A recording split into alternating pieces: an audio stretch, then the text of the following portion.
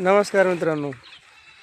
कुटुंबाची सुधारणा होईल या अपेक्षेने मी एक कर्ज काढून मोठी गाय घेतली होती. पण नशीब माझं असं झालं की त्या गायला झाला गोचिडताप आणि तो गोचिडताप नीट करण्यासाठी पुन्हा 20,000चं कर्ज काढलं. म्हणजे डॉक्टरची फीस आणि मेडिकल. मित्रांनो म्हणजे इतके काही प्रयत्न केले गाय वाचवण्याचे मी. कर्ज बाजारात झालोच, पण गाय पण 9व्या महिन्याला गाभण होती, ती काही राहिली नाही. सगळ्यात शेवट तिला देवआज्ञा झाली. मग JCB बोलून तिला पुरवण्यात आलं. पण मित्रांनो, जे कर्ज मी काढून गाय घेतली होती ते कर्जाचा डोंगर आता फार मोठा झाला आहे आणि कर्ज फेडता फेडता आले माझे नाकी नऊ आलेत. खूप परिश्रम मी घेतो आहे, कर्ज पण फेडतो आहे, काय प्रॉब्लेम नाही. थोड्या गाय आहेत आणि आता सध्या एका गायीचं दूध चालू आहे, दुधावरती मी थोडे पैसे फेडत आलो आहे.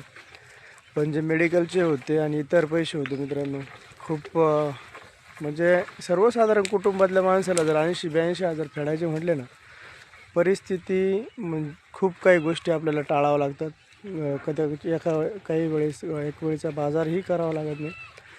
परंतु यातून मला एक शिकायला भेटलं, कुठल्याही प्रकारचे काही जरी करायचं असेल तर कर्ज हे नको आहे. कारण कर्जाचा डोंगर खूप मोठं होतो मित्रांनो.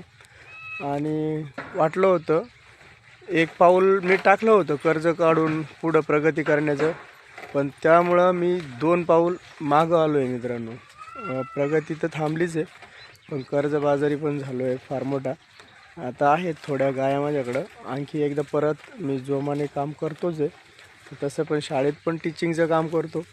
शाळेचे थोडेफार पैसे भेटतात आणि त्या गायांच्या पैशातून पण दुधातून ते कर्ज आहे ते फिटतच आहे.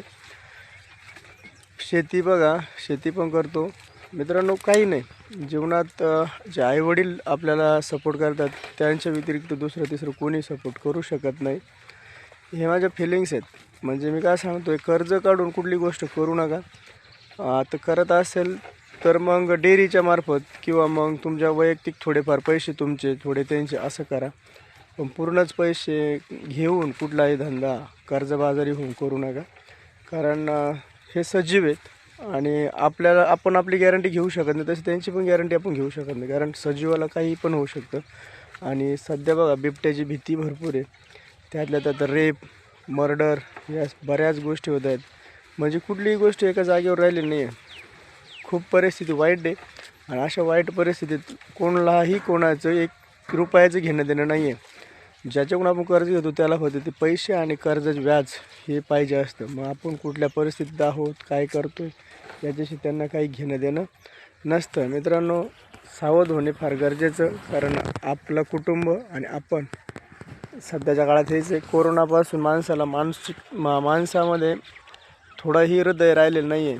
म्हणजे म्हणतात ना, देव तारी त्याला कोण मारी. त्याला फक्त हे कर्ज आणि कर्ज काढल्यानंतरच तो असा झुरून मरतो मित्रांनो, कर्जाचे पैसे भरता.